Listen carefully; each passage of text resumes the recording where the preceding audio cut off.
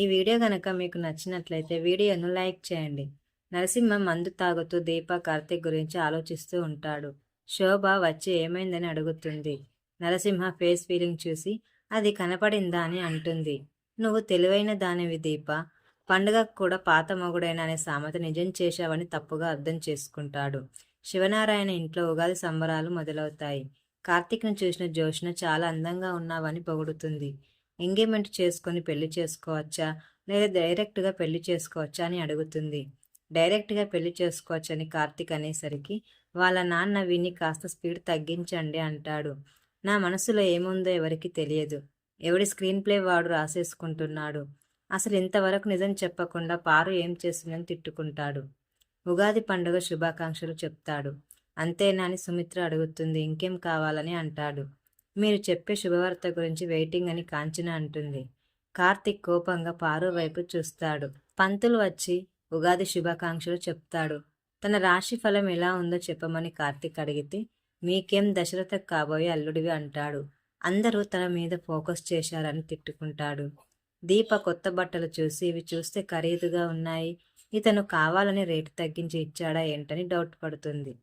సుమిత్ర జోష్న కొత్త బట్టలు తీసుకొచ్చి దీపా వాళ్లకు ఇస్తారు. శౌర్య సుమిత్ర ఇచ్చిన బట్టలు చూసి మనం కొన్న వాటికంటే అమ్మమ్మ ఇచ్చినవి చాలా బాగున్నాయని అంటుంది.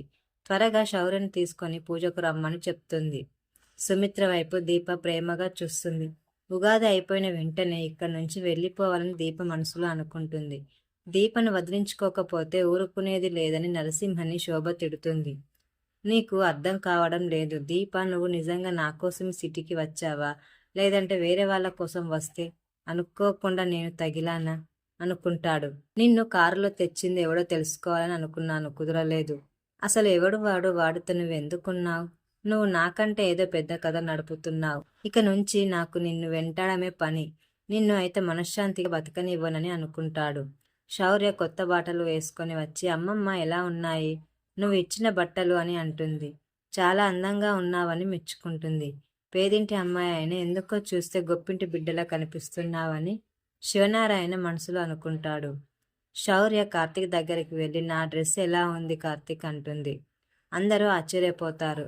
అలా పిలవమని నేనే చెప్పానని అంటాడు. ఇది పెద్ద రౌడీ, నేను తనని రౌడీ అని పిలుస్తాను, తను నన్ను కార్తీక్ అని పిలుస్తుందని చెప్తాడు. పైకి కనిపించనివ్వడం లేదు కానీ నువ్వు ఇక్కడ ఎంత ఇబ్బందిగా ఉంటున్నావో తనకు తెలుసని కార్తీక్ అనుకు. దీప శివనారాయణ పెద్దయ్య గారు అంటే అలా పిలవవద్దు, తాత అని పిలవమని చెప్తాడు. అలా పిలవలేనని అంటే నా కొడుకుతో చెప్పి నిన్ను దత్తత తీసుకొని అయినా సరే తాతయ్య అని పిలిపించుకుంటానని అంటాడు. చేసేది లేక తాతయ్య గారు అని పిలుస్తుంది. అందరూ సంతోషిస్తారు. సుమిత్ర కుటుంబ సభ్యులందరూ దీప వాళ్ళని చాలా ప్రేమగా చూసుకుంటాడు. దీప కుబేర యాక్సిడెంట్ గురించి తెలుసుకుంటుంది. మీ తాతయ్యను దూరం చేసిన మనిషి ఇక్కడే ఉన్నాడని కార్తీక్ వైపు కోపంగా చూస్తుంది.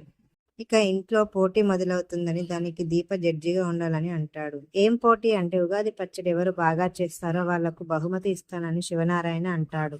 మొదట్లో ఏదో అనుకున్నాను కానీ వీళ్ళందరూ నిజంగానే నా మీద ప్రేమ చూపిస్తున్నారు. ఈ పెద్దావిడ కార్తీక్ తప్ప అందరూ మంచివాళ్ళేనని దీప అనుకుంటుంది.